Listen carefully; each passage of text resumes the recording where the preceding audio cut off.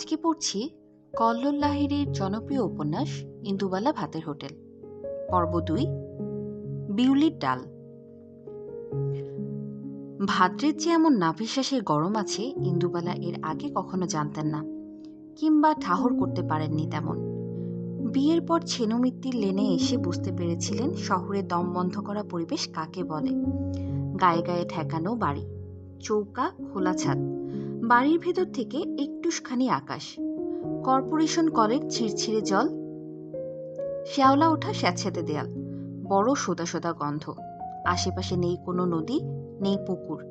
তার বদলে বাড়ির সামনে আছে মুখ হাঁ করা বড় বড় নর্দমা, তার দুর্গন্ধ, হুল ফুটানো মশা, গা ঘিনঘিনে মাছি, আর সন্ধে হলেই টিমটিমে বিজলিবাতি। এটাই নাকি কলকাতা। এখানে আসার জন্য মানুষ স্বপ্ন দেখে, গড় হয়ে প্রণাম করে না দেখা কালীঘাটের মায়ের কাছে, বটতলায় সত্যপীরের সিন্নি চড়ায়, মুখের খাবার বন্ধক রাখে ঈশ্বরের কাছে। একবার কলকাতায় আসতে পারলে ট্রাম, বাস, মনুমেন্ট, ফেরিওয়ালার কাছে চুরি, এইটুকু স্বাদের জন্য এত কষ্ট করা। শ্বশুরবাড়ির কোনো এক সমবয়সী মেয়েকে কোনো একদিন হয়তো নিজের মনের এই কথাগুলো বলে ফেলেছিলেন ইন্দুবালা, তার সহজ সরল ভঙ্গিতে।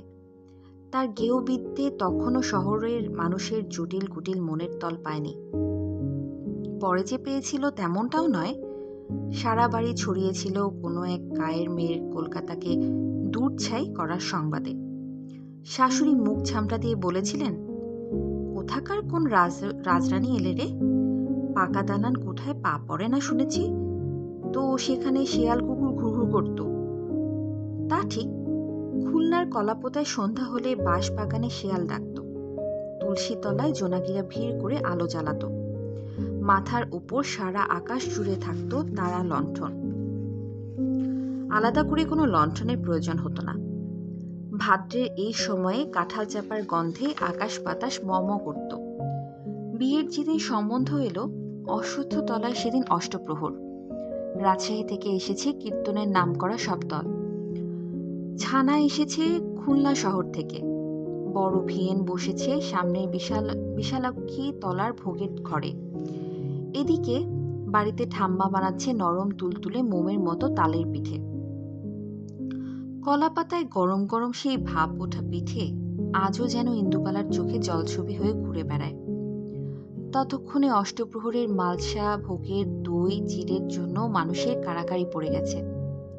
ইন্দুবালার তাড়া আছে, সে মালসা ভোগও খাবে, তার সাথে বাড়িতে গিয়ে ঠাম্মার তৈরি তালের পিঠা।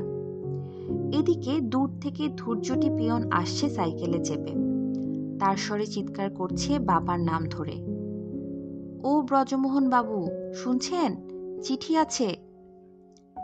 চিঠির কথায় ইন্দুবালা ফিরে তাকায়, একটু আড়াল নিয়ে দেখতে পায় বাবার হাতে একটা পোস্টকার্ড। ধূর্যটি পিয়ন বলে, মাস্টারবাবু, এত ঘন ঘন চিঠি আসছে কেন বলুন তো? ইন্ডিয়াতে মেয়ের সম্বন্ধ ঠিক করলেন নাকি? এদিকে কি ছেলের অভাব ছিল? আমার ভাইপো তো এখন ঢাকার সুতোরকলে কাজ করছে। উত্তরে বাবা কিছু বলেননি, তাকিয়েছিলেন দূরে কপোতাক্ষের ওপার থেকে ভেসে আসা কালো মেঘের দিকে। তিনি জানতেন ওই মেঘে ধরা আছে বৃষ্টির জল। ঠিকঠাক বৃষ্টি হলে ক্ষেতের ফসল এবার ভালো হবে, মেয়ের বিয়ের জন্য আর চিন্তা থাকবে না। বিদ্যুৎ ঝিলিক দিলে তিনি পোস্টকার্ডখানা সাবধানে পকেটে নিয়ে বাড়ির দিকে রওনা হলেন। বাবার পেছন পেছন দূরত্ব রেখে বাড়ির পথ ধরলেন ইন্দুবালা। ও মা সিদ্ধেশ্বরী সহায়, সম্মানীয় ব্রজমোহন বাবু মহাশয়, আশা করি ঈশ্বরের কৃপায় আপনারা সকলেই ভালো আছেন। আপনার পত্রের উত্তর দিতে বিলম্ব হয় ত্রুটি মার্জনা করিবেন। কলিকাতা হইতে খুলনার দূরত্ব বিস্তর, না হইলে আমি সশরীরে উপস্থিত থাকিয়া সমস্ত পাকা কথা আপনাকে জানাইয়া আসিতাম। ঈশ্বর সাক্ষী, ইতিমধ্যে অনেক বাক্যালাপই আমাদের পত্র মারফত হইয়াছে। পূর্বের পত্রে আপনার কন্যা ইন্দুবালার যে চিত্রখানি পাঠাইয়াছিলেন, তা আমার পুত্র মাস্টার রতনলাল মল্লিকের বড় পছন্দ হইয়াছে। পাত্রী গৌরবর্ণা, শিক্ষিতা, গৃহকর্মে নিপুণা, আমার পুত্রের যথার্থ উপযোগী। আপনাদের অমত না থাকিলে এবং করুণাময় ঈশ্বরের কৃপা হইলে এই শ্রাবণে আমার পুত্রের সহিত আপনার কন্যার 4 হাত এক করিবার মনোবাসনা পোষণ করি। যত শীঘ্র সম্ভব আপনাদের মতামত জানাবেন। নমস্কারান্তে, শেফালি রানী মল্লিক। পোস্টকার্ডটি এনে মায়ের হাতে দিয়েছিলেন বাবা। ততক্ষণে গোটা কলাপোতা জেনে গেছে ইন্দুবালার বিয়ে ঠিক হয়েছে কলকাতায়। একদিক থেকে ব্রজমোহনকে বেশ নিশ্চিন্ত লাগছিল সেদিন, কারণ পারতপক্ষে তিনি চাননি মেয়ের বিয়ে এদিকে হোক। ভেবেছিলেন তার সোনার বরণ কন্যার যথাযথ মর্যাদা করতে পারবে ওপারের লোকজনেরা। তাই খুব ব্যস্ত সমস্ত হয়ে বয়সে বেশি দোজপরে ছেলের সঙ্গে বিয়ে দিয়েছিলেন নিজের একমাত্র মেয়ের। বাড়িতে কিন্তু আপত্তি উঠেছিল তীব্র। ঠাম্মা নাওয়া খাওয়া ছেড়ে দিয়েছিলেন। মা বলেছিল, এর চেয়ে মেয়েটাকে একটা কলসি আর গামছা দাও না, বস্তির পুকুরে ডুবে মরুক। ভাইটা ফুপিয়ে কেঁদেছিল। হরিমতি দুধ দেয়নি 2 দিন, বিচালিও খায়নি। ভোলা কুকুরটায় ঠায় শুয়েছিল দোরদারে। তবুও কারো কথা শোনেননি বাবা। আর কেউ না জানুক, তিনি হয়তো বুঝতে পেরেছিলেন কোনো না কোনো সময়ে বাপ ঠাকুরদার এই ভিটে ছেড়ে তাদের একদিন চলে যেতেই হবে। সেদিনের ভয়ে তিনি সারাক্ষণ অতিষ্ঠ হয়ে থাকতেন শেষের দিকে। তাকে অবশ্য কষ্ট করে চোরের মতো রাতের অন্ধকারে সীমান্ত পেরিয়ে এপারে আসতে হয়নি। খান সেনাদের ঢোকার অনেক আগেই তিনি চোখ বুজেছিলেন কপোতাক্ষের তীরে, বাপ ঠাকুরদার ভিটে। কোনো এক অগ্রহায়ণের শিশিরে ভিজতে ভিজতে আর বাকিরা জ্বলে পুড়ে মরছিল স্বাধীনতার আগুনে। বাংলা ভাষার রাষ্ট্র হোক, এই স্বপ্ন বুকে নিয়ে এক আশ্বিনের রাতে শিউলির গন্ধে। ইন্দুবালার বাপের বাড়ি থেকে শ্বশুর বাড়িতে পুজো আচ্ছা বেশি হতো। শনি নামের এক দেবতা আছে, তার যে প্রত্যেক শনিবার পুজো হয়, ইন্দুবালা এখানে এসে তার কথাটাই সঠিকভাবে জানতে পারেন। সেদিন বাড়িতে নিরামিষ। শাশুড়ি বউয়ের উপোস। সন্ধ্যাবেলা বাড়ির পূজা দিয়ে তার প্রসাদ উঠানে দাঁড়িয়ে খেতে হবে, তবে উপোস ভাঙত। এছাড়াও শাশুড়ি ছেলের মতিগতি ফিরিয়ে আনার জন্য নানান রকম মন্দিরে হন্যে দিতেন। পাজি ধরে ধরে করতেন নানা নিয়ম উপাচার। পূর্ণিমায় রাধারমণের মন্দিরে দেওয়া হতো বাতাসার হরির লুট। অমাবস্যায় সিদ্ধেশ্বরীর মন্দিরে পোয়াটাক চাল ডালের অন্নভোগ। এইসব কর্মকাণ্ড তিনি কখনোই একা করতেন না, ছেলের নতুন বউকে সঙ্গে নিতেন।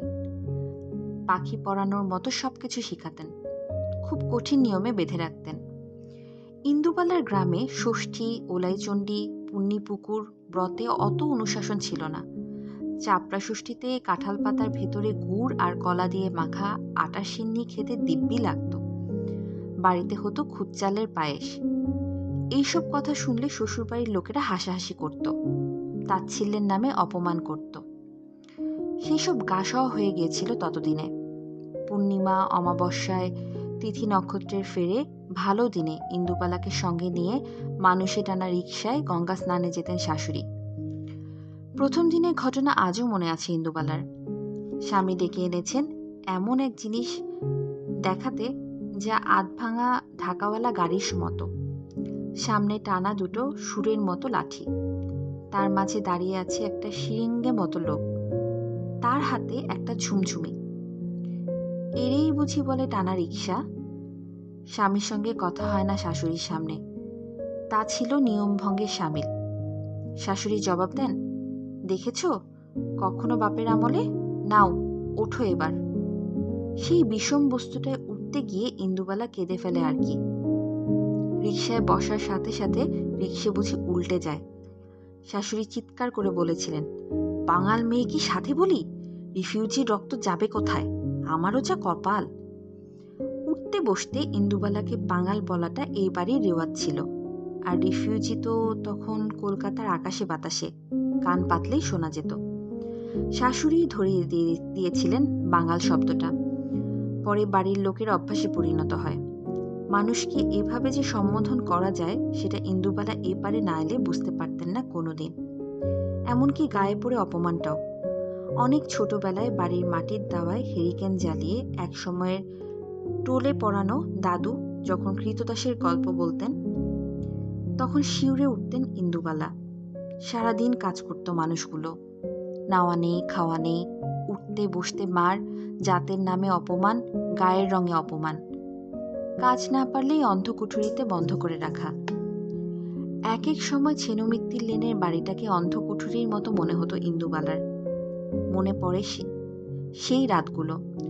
দাদুর গল্প বলার আসরের মাঝে ঠাম্মা এসে কড়া ধমক লাগাতো, বাচ্চাগুলোন রাতে ঘুমাবে সেই খেয়াল আছে তো, থামাও তোমার হাবিজাবি গল্প। ইন্দুবালা রাতে স্বপ্ন দেখতেন তিনি সেই কৃষ্ণকায় দাসের মতো পিছমোড়া হয়ে বাঁধা আছে, গায়ে লেখা কতকগুলো সংখ্যা। প্রচণ্ড ভয়ে ভোরে ঘুম ভেঙে গেলে ঠাম্মাকে পাশে খুঁজে পেতেন না। ঝিরঝিরে বৃষ্টিতে উঠোন পেরিয়ে ঠাম্মা তখন গোয়াল ঘরে হরিমতির দুধ দুইছেন, বাছুরকে আদর করছেন, বিচালি আর ভেলি গুড় মাখিয়ে খাওয়াচ্ছেন। ঠাম্মার গা থেকে ভেসে আসছে খুলনার গন্ধ, কলাপোতার গ্রাম। চোখ বন্ধ করে পড়ে থাকেন ইন্দুবালা। পাছে চোখ খুললে স্বপ্নটা যদি চলে যায়। 14 গোষ্ঠী ঘটির মাঝে কেন যে তার শাশুড়ি বাঙাল মেয়ে বউ নিয়ে এলেন সেই সময় বুঝতে পারেনি ইন্দুবালা, অনেক পরে বুঝেছিলেন। কিন্তু সেদিকে গল্পের মোড় ঘোরাতে গেলে অনেকটা পথ যেতে হবে। উনুনের আঁচ হবে নিভন্ত, যা ইন্দুবালা কোনোদিনই সহ্য করতে পারবেন না। তার হোটেলে উনুনের আঁচ মানে সাক্ষাৎ অন্নপূর্ণা। টকবক করে ফোটা ভাতের গন্ধ মানে এই বাড়িতে প্রাণ আছে এখনো, এতদিন পরেও। বাড়িতে জমিদারি আমলের ভাড়ারে শাশুড়ি থাকাকালীন চালের অফুরান যোগান না থাকলেও ইন্দুবালার জীবনে প্রাণের অফুরান কখনো হয়নি। বাগবাজার ঘাটে গঙ্গার সামনে দাঁড়িয়ে প্রথম দিনে তার কপোতক্ষের কথা মনে পড়েছিল। বাড়ি থেকে লাল চেলি পরে গা ভর্তি সোনার গয়না নিয়ে চলে আসার সময় মনে পড়েছিল ইছামতির কথা, গ্রামের পাশে বসতে বড় পুকুরটার কথা। সবার কথা স্মরণ করে ইন্দুবালা ছলছল চোখে গঙ্গায় ডুব দিয়েছিলেন।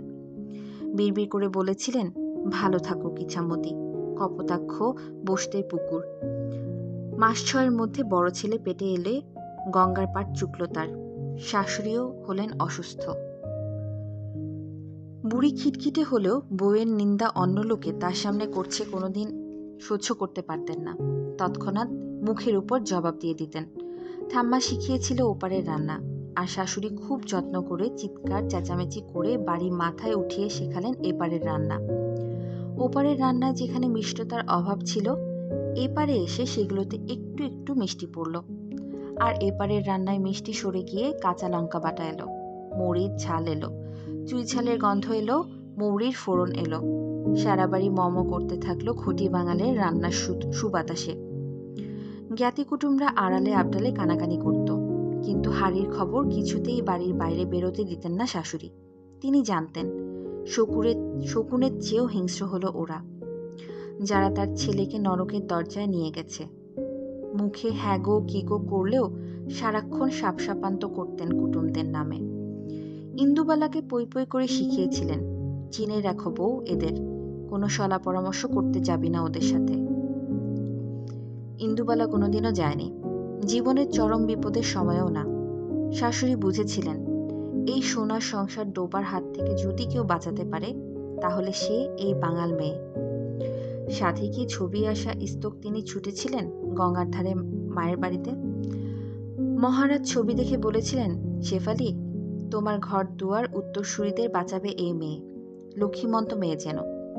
একটুও সময় নষ্ট করেননি তিনি। নিজের পেটের ছেলেকে ভালো করে চিনতেন। সংসারটা ধ্বংস হয়ে যাবার আগে খুলনায় কলাপোতা গ্রামে চিঠি লিখতে বসেছিলেন। চোখের সামনে উজাড় হয়েছিল নাতিপুতিদের স্বপ্ন। ছোট ছোট ছেলে মেয়েগুলো ঘর আলো করে তার চারপাশে ঘুরে বেড়াচ্ছে, তা তিনি নিজের চোখে দেখার জন্য বিভোর হয়ে থাকতেন। ইন্দুবালা তার সেই সকল স্বপ্ন পূরণ করেছিলেন যা যা তিনি চেয়েছিলেন ছেলের বউয়ের কাছ থেকে।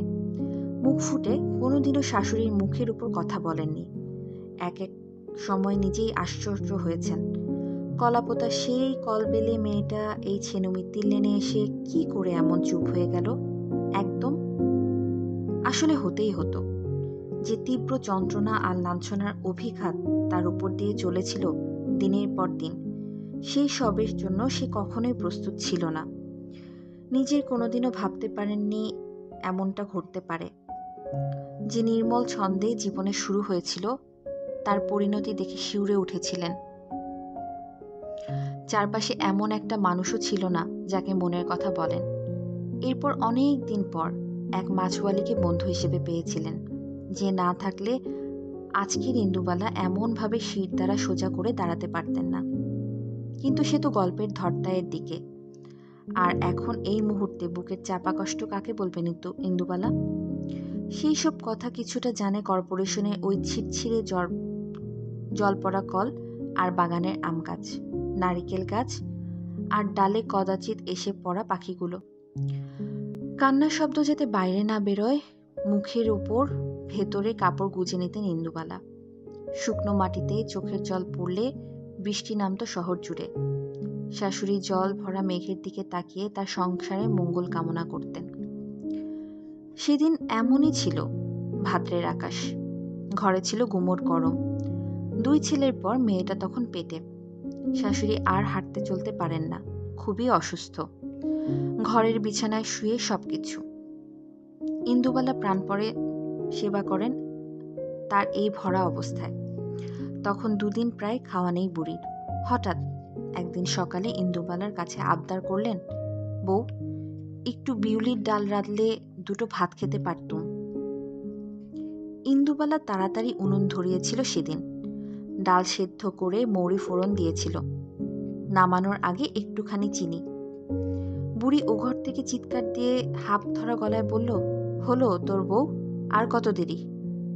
পদ্মকাটা বাটিতে ডাল ঢেলে কাঁসার থালায় ভাত বেড়ে যত্ন করে খাইয়েছিলেন শাশুড়িকে। সবটুকু ভাত আর ডাল বিছানার সাথে মিশিয়ে যাওয়া বুড়ি কোথায় যে নিচ্ছিল, ইন্দুবালা নিজেও তা বুঝতে পারছিলেন না। খাওয়া শেষ করে বুড়ি চোখ করিয়ে নেমেছিল করুণাধারা। আশীর্বাদ করেছিলেন, সবাইকে এভাবে খাইয়ে পরিয়ে সুখে রাখিস বউ। কথিত আছে মৃত্যু পথযাত্রী মানুষের কথা খনার বচনের মতো ফলপ্রদ হয়। সত্যি, তা অক্ষরে অক্ষরে ফলে গিয়েছিল ইন্দুবালার জীবনে। না হলে এতগুলো মানুষকে এই বয়সেও খাওয়াতে পারেন? তবে যেটা তিনি এখনো বুঝতে পারেননি, মানুষ কি করে জানতে পারে এটাই তার শেষ খাওয়া? না হলে সেই ভাত খাওয়ার পর বুড়ি আর মুখে কুটোটি নাড়েনি সারাদিন। পরের দিন সকালবেলায় চা নিয়ে শাশুড়ির ঘুম ভাঙাতে গিয়ে শুধু দেখেছিলেন পাঁচিলের গা ঘেঁষা জানালার দিকে তাকিয়ে আছে বুড়ি অপলক দৃষ্টিতে। আকাশে তখন ভাদ্রের জলভরা মেঘ। মা, মা বলে 2বার ডেকেছিলেন ইন্দুবালা। শেফালি রানী আর কোনোদিন সাড়া দেননি। ছেনুমিত্তির লেনের অনেক পুরনো বাড়ির ইতিহাসের মতো হয়ে গিয়েছিলেন মণিকোঠায়। ধনঞ্জয় হাঁপাতে হাঁপাতে দোতলায় আসে। হড়বড় করে বলে যায় অনেক কথা। আমি কত বারণ করলুম, শুনছি না আমার কথা। ওই ছেলে মেয়েগুলোন আরও মাথায় তুলছি তো এমন হয়েছি। ইন্দুবালা হেসে পারেন না। ধনঞ্জয়ের ভাষা ঘটি, বাঙাল উড়িয়া মিলেমিশে একাকার। মাথার চুলগুলো সব সাদা ধবধবে, তাও ছোট ছোট করে ছাটা। আবার যত্ন করে একটা টিকিও রেখেছে। গামছা ছাড়া অন্য কিছু তিনি পরতে দেখেননি ধনঞ্জয়কে। শীতকালে শুধু গায়ে উঠত একটা চাদর, তাও খুব জোরাজুরি করার পর। ইন্দুবালার জীবনে যেন অন্ধের যষ্টি এই ধনঞ্জয়, জীবনের নারী নক্ষত্রের সাথে ওতপ্রোতভাবে জড়িয়ে। ধনার কাছ থেকে সবটা শোনার আগেই সিঁড়িতে ধূপধাপ পায়ের আওয়াজ পান ইন্দুবালা। কারা আসছে? এই সময় তো কোনো পুজো নেই, চাঁদার বালাই হওয়ার কথা নয়। আর ছেলে ছোকরাগুলো চাঁদা চায় না তার কাছে, আবদার করে এটা ওটা নিয়ে যায়, কিংবা দুবেলা খেয়ে যায় সবাই মিলে। বড় একটা কেউ দোতলায় ওঠে না, নাতি নাতনি ছাড়া। কিন্তু তাদেরও তো এখন আসার সময় নয়। কিছুদিন আগেই তো সুনয়নীকে ঠেলে পাঠালেন নিজের বাবার বাড়ি। শুনেছেন কোন কলেজে নাকি পড়াচ্ছে। মাঝে মাঝে সে এসে পড়লেও এখন আর মোটেই আসার কথা নয়। ইন্দুবালা এগিয়ে যান দোতলা সিঁড়ির কাছে। সামনেই যাকে দেখতে পান সে কিংসুক, উল্টো দিকের মেসে থাকে, কলেজে পড়ছে। মাঝে মাঝেই রান্না খেয়ে দিদা বলে জড়িয়ে ধরে। ফর্সা দেখতে, চোখে আবার গান্ধী ফ্রেমের কালো চশমা। শহরে নতুন উঠেছে, আর চাঁদি পর্যন্ত ছাটা ফুলকাট চুল। তার ওপারটায় আবার ঢেউ খেলানো বাবরি। বড় ভালো লাগে এমন সব আজব সাজগোজ দেখতে ইন্দুবালার। ছেলেটা দোতলার একেবারে বারান্দার কাছে এসে দাঁড়ায়। ধনঞ্জয় তেড়ে আসে। এরপর সে এগুতে দেব না আর কাউকে। হড়বড় করে বলে যাওয়া কথাটুকু যেটুকু বোঝা যায় সেটা হচ্ছে, কিংসুক হোটেলের সামনে টাঙানো কালো বোর্ডের লেখা মুছে দিয়েছে, যেখানে প্রতিদিনের মেনু লেখা থাকে। ইন্দুবালা বলেন, এ তো ভারী অন্যায় কিংসুক, আমার লেখা মোছো কি করে? কিংসুক তখনও হাঁপাচ্ছে। তার সদ্য তারুণ্য হার মানতে শেখার নয়। শোনো দিদা, সত্যি বলছি, আমি তো ছিলামই না কয়েকদিন, বাড়ি গিয়েছিলাম। কাল লাস্ট ট্রেনে বর্ধমান থেকে ফিরছি। মুড়ির জল খেয়ে শুয়ে পড়েছি। না না না না, প্লিজ তুমি আগে আমার কথা শোনো। আজ সকালে উঠে দেখি ইন্দুবালা ভাতের হোটেলে রান্না হবে কচুর ডালনা, মসুরির ডাল আর ট্যাংরা মাছ। এই কেমন কথা দিদা? আজ সুজিতের জন্মদিন, ও খাবে কি? এই এই সুজিত, তুই আবার রূপম সাবেরের পেছনে লুকাচ্ছিস কেন? এদিকে পেছনে ছোটখাটো ভিড় ঠেলে যে ছেলেটা এগিয়ে আসে, তাকে দেখে চমকে ওঠে ইন্দুবালা। কোকড়ানো চুল, গালে হালকা দাড়ি, কালো বার্নিশে গায়ের রং। হাসলে গালে টোল পড়ে। চোখে শুধু চশমাটুকু নেই।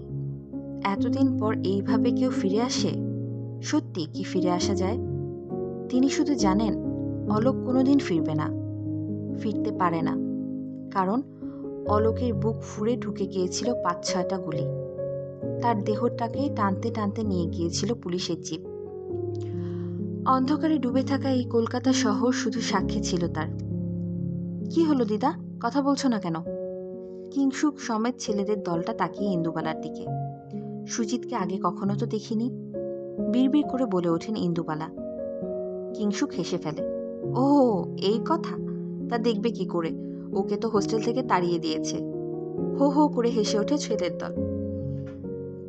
আর যে ছেলেটার দিকে তাকিয়ে আছে ইন্দুবালা অপলক দৃষ্টিতে, যেন বহু যুগের ওপার থেকে লজ্জায় মিশে যাচ্ছে মাটির সাথে।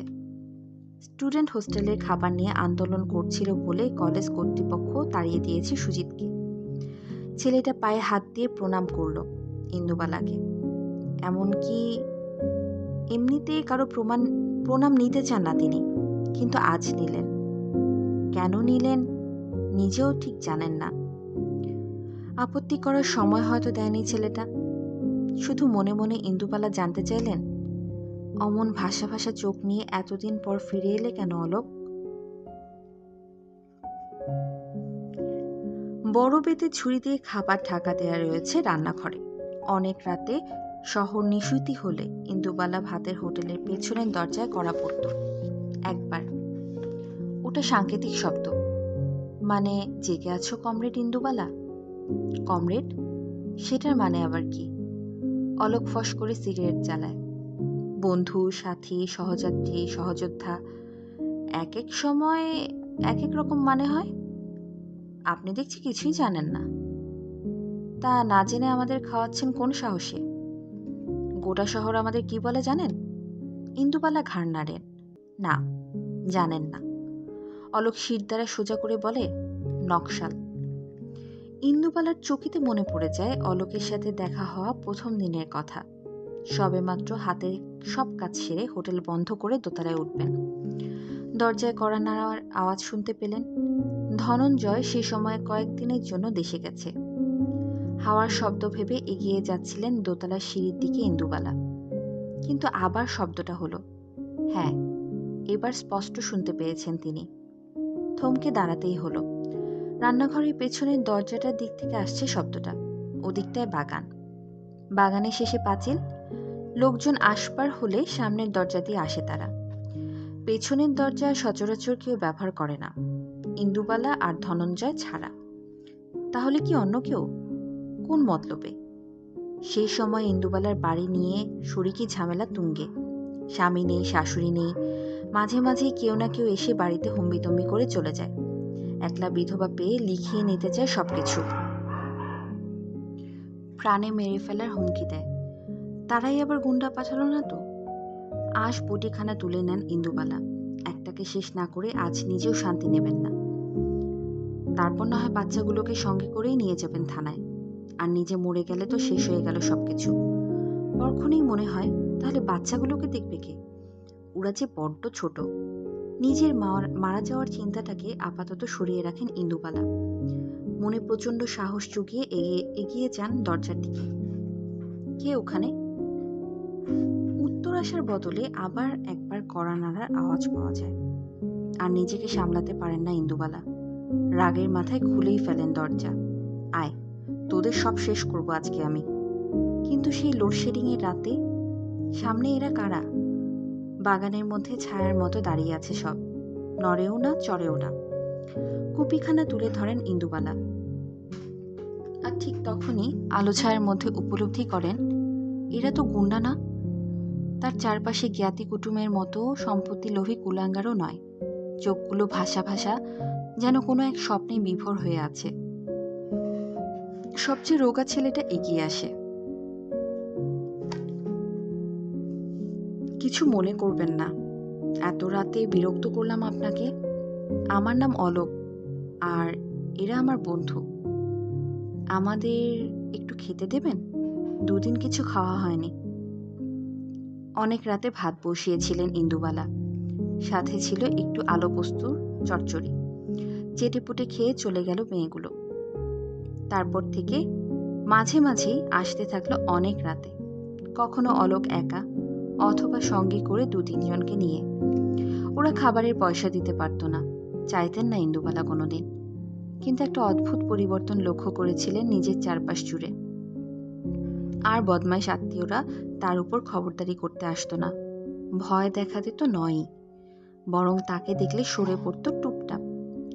লক্ষ্মী কোথা থেকে খবর এনে দিল, আচ্ছা সে ওদের ডরা দিয়া মাঝি, তোর ওই ছেলে মেয়েগুলো, তুইও সাবধানে থাকিস, ওরা নকশাল আছে, আবার কখন পুলিশ আসে। কাটা দিয়ে উঠেছিল ইন্দুবালার গা। নকশাল? আজকেই তো কালেক্টর অফিসের কেরানিরা খেতে এসে কি সব ফিসফাস করে আলোচনা করছিল। কটা ছেলে মারা গেছে, গঙ্গার ঘাটে বোমা, সব নকশাল নকশাল, বিপ্লব বিপ্লব করে দুনিয়া পাল্টে দেবে। অলোক তাকিয়ে থাকে ইন্দুবালার দিকে। এইবার তো জেনে গেলেন আমরা কে। নিশ্চয়ই এর পরের বার থেকে আর দরজা খুলবেন না। ইন্দুবালা কি সেদিন কিছু বলতে পেরেছিল, নাকি তার চোখ ভারী হয়ে এসেছিল জলে? মনে পড়ে যাচ্ছিল তার ভাইয়ের কথা। বাংলা ভাষার রাষ্ট্র গড়ার দাবিতে সেও তো তখন মুক্তিযোদ্ধা। অনেক দিন পর লুকিয়ে বাড়িতে এসেছিল 2টো ভাত খাবে বলে। মাও সেদিন বেড়ে দিয়েছিল গরম ভাত। প্রথম গ্রাস মুখে তোলার আগেই বাড়িটা দাউ দাউ করে জ্বলে ওঠে। মাকে, ভাইকে, কাউকেই বেরোতে দেয়নি খান সেনারা ওই জ্বলন্ত কুণ্ড থেকে। মালাউন পুড়িয়ে পূর্ণ করেছিল তারা। ভাই কি সেদিন চিৎকার করেছিল, নাকি সেই লেলিহান শিখার মধ্যে মাকে জড়িয়ে ধরে চুপ করে বসেছিল? মাকে তাকে সেদিন রাখালের পিঠে খাওয়ার গল্পটা বলছিল, নাকি ঘুম পাড়া নিয়ে গান শোনাচ্ছিল সুর করে? এগুলো সেই পাগলাটে লোকটার কাছে জানা হয়নি আর কোনোদিন। জানতে পারেননি ইন্দুবালা। তার আগেই সে চলে গিয়েছিল। কোথায় কেউ জানে না। আমি কিন্তু আমার প্রশ্নের উত্তর পেলাম না কমরেড। ধরে নিচ্ছি আপনি আর চান না আমরা এখানে আসি। দরজার দিকে পা বাড়িয়েছিল অলোক। ইন্দুবালা অস্ফুটে বলেছিলেন, একদিন রাতে যখন দরজার ধাক্কিতে ভাত খেতে এসেছিলেন তখন তো জানতে চাইনি কিছু, আজ কেন জানাচ্ছ? মা বলতো অতিথির কোনো পরিচয় হয় না, ধর্ম হয় না, তারা হন ঈশ্বর। তাকাতে পারেনি অলোক ইন্দুবালার দিকে, সে সাহস তার ছিল না। যদিও 2টো ঘুরেল পুলিশ ইন্সপেক্টর আর গোটা একটা গোয়েন্দা দপ্তরকে সে আদা জল খাইয়ে ঘোরাচ্ছিল সেই সময় কলকাতার রাস্তায় রাস্তায়, অলিতে গলিতে। লালবাজারের একজন তাদের উপরও লোক হাতে লোহার বেড়ি নিয়ে বসেছিল এইসব বেয়াদব ছেলে মেয়েদের কাছ থেকে নিজের সাদা কালো আমিকে চিনিয়ে নেবার জন্য। রাতের ঘুম কেড়ে নিয়েছিল তারা। এত সব দোষীপনা করা ছেলেটা সেই নিশুতি রাতে এক সহজ সরল গেয় বাঙাল বিধবার কথার পিঠে আর কথা জোড়াতে পারেনি। শুধু বিড়বিড় করে বলেছিল, ঈশ্বরে আমি বিশ্বাস করি না কমরেড, কিন্তু আপনারা থাকুন, আপনারা থাকলে আমরাও থাকব। অনেক রাত পর্যন্ত কান পেতে থাকতেন ইন্দুবালা। অপেক্ষা করতেন অলোকের জন্য, তার সঙ্গীদের জন্য। সারাদিন ওরা খালি পেটে পুলিশের তাড়া খেয়ে ছুটে বেরিয়ে অধিকার আদায় করেছে, মানুষের মতো বেঁচে থাকার অধিকার, 4টা ডাল আর ভাত খাওয়ার অধিকার, অপমানিত না হয়ে স্পর্ধায় মাথা তুলে দাঁড়াবার অধিকার। ঠুক করে কোনো শব্দ শুনলেই নিজের ঘুম ভেঙে উঠে গিয়ে দরজা খুলে দিতেন ইন্দুবালা। ছেলেটা 7 দিনের ভাত একদিনে খেয়ে কোথায় যে কাঁধে ব্যাগ ঝুলিয়ে চলে যেত কে জানে। মজা করে ইন্দুবালা তার একটা ছদ্মনাম দিয়েছিলেন, প্যাঁচা। প্যাঁচার জন্য রোজ ভাত বাড়া থাকত, কিন্তু প্যাঁচা রোজ আসতো না, তার আসা সম্ভব ছিল না। রাতের অন্ধকারে শুধু একটা গলা ফিসফিস করে ভেসে আসতো, কমরেড, কমরেড ইন্দুবালা, আপনারা থাকলে আমরা থাকব। কিন্তু কই, ইন্দুবালা তো আছে, তাহলে অলোক নেই কেন? সুশান্ত নেই কেন? গোরা নেই কেন? কৃষ্ণা নেই কেন? প্যাঁচার দলটা যে আর ভাত খেতে আসেনি কোনোদিন। এরপর অনেক পরে শুনেছিলেন বরাননগর ঘাটে পিচ আর ব্লিচিং দিয়ে ঢেকে দেওয়া হয়েছিল রক্ত। অলোকের দেহটা দুবার নড়ে উঠে স্থির হয়ে গিয়েছিল সেদিন। চোখ দুটো খোলা ছিল আকাশের দিকে। তারায় ভরা আকাশ দেখেছিল কি অলোক? নাকি বৃষ্টি পড়ছিল সেদিন শহর জুড়ে? ধুয়ে যাচ্ছিল রক্ত, মিশে যাচ্ছিল গঙ্গার জলের সাথে, ভেসে চলছিল নিথর দেহগুলো ঢেউয়ের তালে তালে শব্দ ডিঙ্গার মতো, অজানা কোনো এক স্বপ্নে। 70-এর দশক মুক্তির দশক হতে পেরেছিল কিনা ইতিহাস তার মূল্যায়ন করেনি কোনোদিন, করবে কিনা তাও জানা যায় না। কিন্তু সেদিনও এক বিধবা হোটেল মালিক হাড়িতে কিছুটা চাল বেশি নিয়েছিল। যদি ফিরে আসে ছেলে মেয়েগুলো, যদি তার কাছে এসে আবার ভাত চায়। অপেক্ষায় ছিলেন রাতের পর রাত, কিন্তু তারা কেউ ফেরেনি। কেউ যেন একটা হাত ধরে ইন্দুবালার। ছানি না পাকা ঘোলাটে চোখ সামনে তাকান তিনি। কিংসুক দাঁড়িয়ে, পাশে সৃজিত, আরো পেছনে ইন্দুবালার সব চাঁদপানারা। দেখবে না দিদা তোমার বোর্ডে কি লিখেছি, তারপর তুমি ডিসিশন নিও এইগুলো আজকে রান্না করবে নাকি করবে না। ওরা দুরদার করে সিঁড়ি দিয়ে নামে। ইন্দুবালা কি আর অত তাড়াতাড়ি পারেন? হাঁটুর ব্যথা, গেটে বাত, এক দঙ্গল ছেলের সঙ্গে যখন সেই কবেকার কালো সিমেন্টের বোর্ডের সামনে এসে দাঁড়ান, তখন তার চোখ ঝাপসা হয়ে ওঠে, সেই ভাদ্রের বৃষ্টির মতো। কবেকার অলোক, গোরা, সুশান্ত, কৃষ্ণা, কিংসুক, সৃজিত, রূপম সাবেরের হাত ধরে ফিরে এসে লিখে গেছে বোর্ডে। ইন্দুবালা ভাতের হোটেলের আজকের মেনুতে জলজল করছে ভাত, বিউলির ডাল, আলু পোস্ত, কালো জিরে দিয়ে পার্শে মাছের ঝোল, বিলাতি আমড়ার চাটনি। ইন্দুবালা জানেন এরপর তিনি আর স্বস্তিতে থাকতে পারবেন না, যতক্ষণ না ছেলে মেয়েগুলো মুখে হাপুস হুপুস করে শব্দ ওঠে, যতক্ষণ না সারা বাড়ি ছড়িয়ে পড়ে বিউলির ডালে মৌরি ফোড়নের গন্ধে, পার্শে মাছের কালো জিরের পাশে কাঁচা লঙ্কার আবেশ করা ঝোলে, আলু পোস্তর একটু কাঁচা তেলের সুবাসে, বিলাতি আমড়ার টকে সর্ষের মনকাড়া তীব্র ঝাঁঝে। টেবিলে কলাপাতা পাতা হয়, মাটির গ্লাসে জল, লেবু, নুন আর লঙ্কা। এক পেট খিদে আর চোখ ভরা স্বপ্ন নিয়ে কবেকার হারিয়ে যাওয়া ছেলে মেয়েদের হয়ে এখনকার প্রজন্ম ভাত খায় ইন্দুবালা ভাতের হোটেলে। ইন্দুবালা আজও বিশ্বাস করেন অতিথির কোনো ধর্ম হয় না, বর্ণ হয় না, জাত গোত্র কিচ্ছু হয় না। অতিথি হন ঈশ্বর।